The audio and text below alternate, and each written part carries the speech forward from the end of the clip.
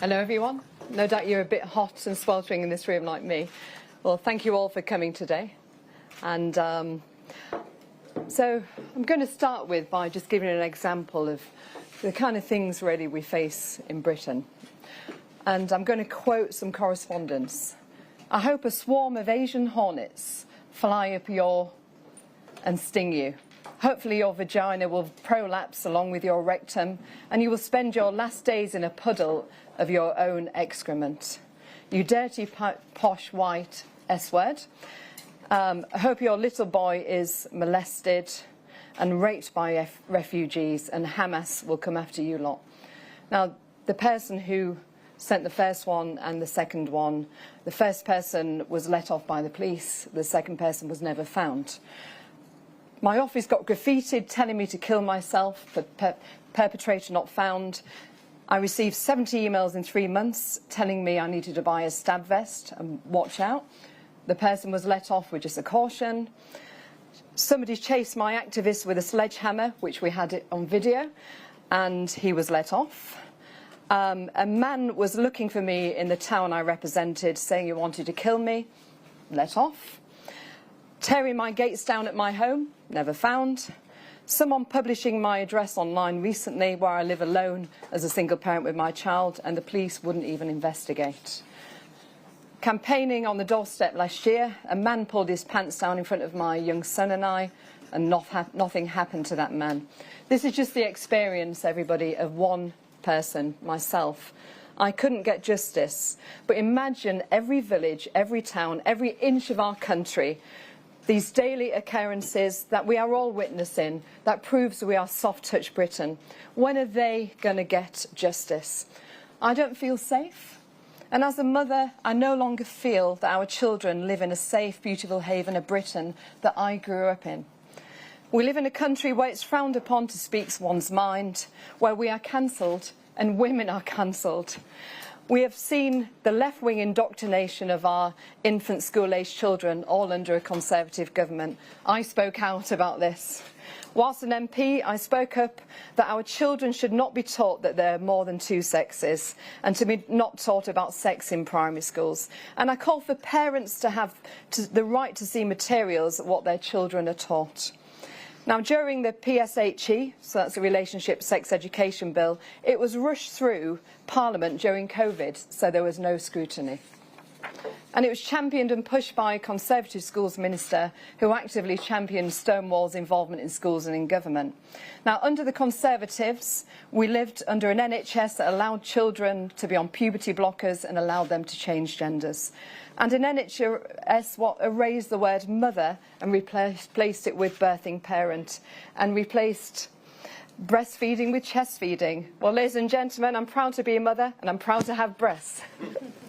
Now, we've lived through decades when institutions, police and some politicians have turned a blind eye to the grooming of our children, and we've seen a rise in domestic abuse. Ladies and gentlemen, there's no wonder that both men and women are turning to reform. They need hope that this 1984 Orwellian nightmare, where the thought police are monitoring our every social media post, yet letting off paedophiles, they want this to end.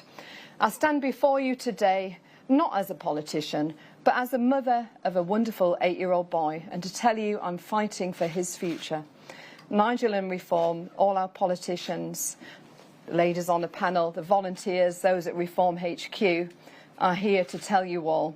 We hear you, we will protect you, and we will fight for your children. And as all at Reform know, there are just two sexes. Now, I'm pleased to stand here before you and introduce some of the many women who represent Reform. I've got one in the audience here. Ingrid is my Deputy Mayor of Lincolnshire. She's here at the front. Now, first up is Lyndon Kemkaran, the Reform leader of Kent County Council. Now, Reform won 57 of 81 council seats in Kent. She's straight-talking, wonderful lady, and she's going to talk to you about what she's doing to stand up for women and for common sense. Cameron, I'll hand over to you. Thank you.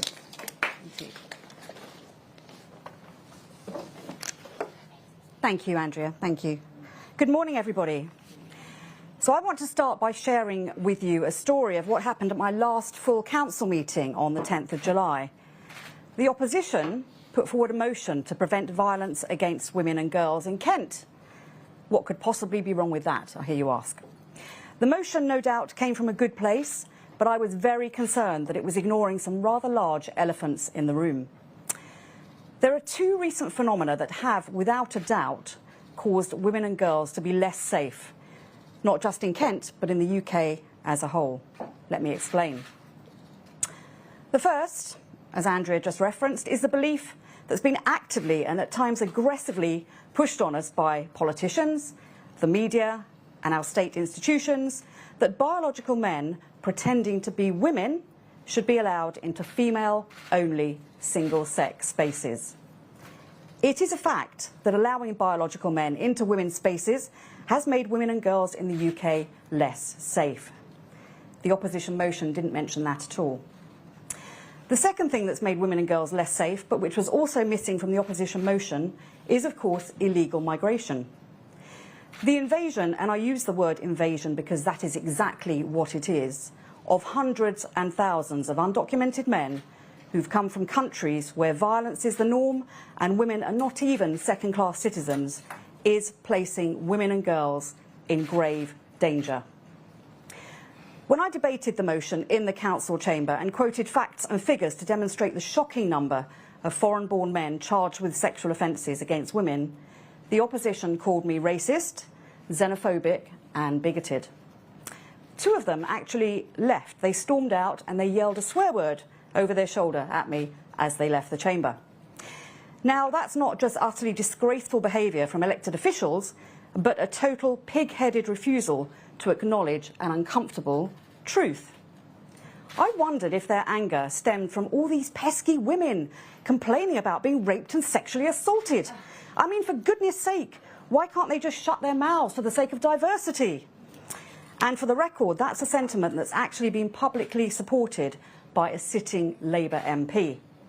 It's the same mindset that saw the industrial scale cover-up of the rape gangs. And if that's not ringing alarm bells for you, then it should. Anyway, the facts and figures have been very slow to emerge, but now they're becoming freely available. There's just no escaping the evidence.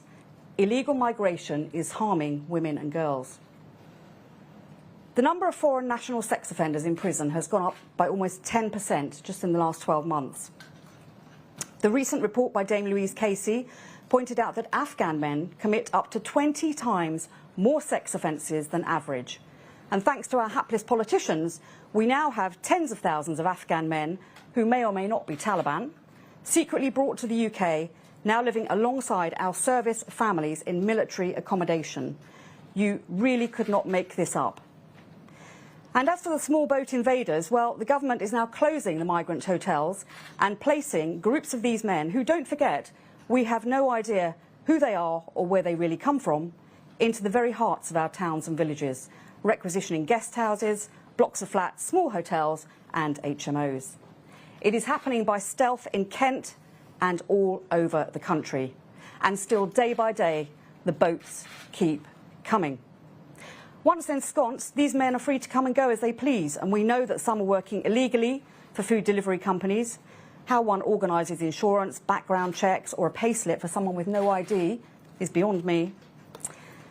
Another thing we now know is that over 200 of these men living at our expense in our communities have been charged with over 400 offences, 44 of which were sexual offences. And these are just the ones we know about at this moment in time. My residents in Kent are beyond furious. Kent is a proud and ancient county, and our motto is Invicta, which means unconquered, undefeated or invincible. The irony of our shores being invaded day after day by men who have fled the safe country of France to come to the UK by choice is not lost on my residents. So I'm going to leave you with some unanswered questions. How many rapes is too many? How many sexual assaults is too many? When is this government going to wake up to the reality of what so many women and girls are experiencing? I believe this is now a national emergency and should be treated as such. Thank you.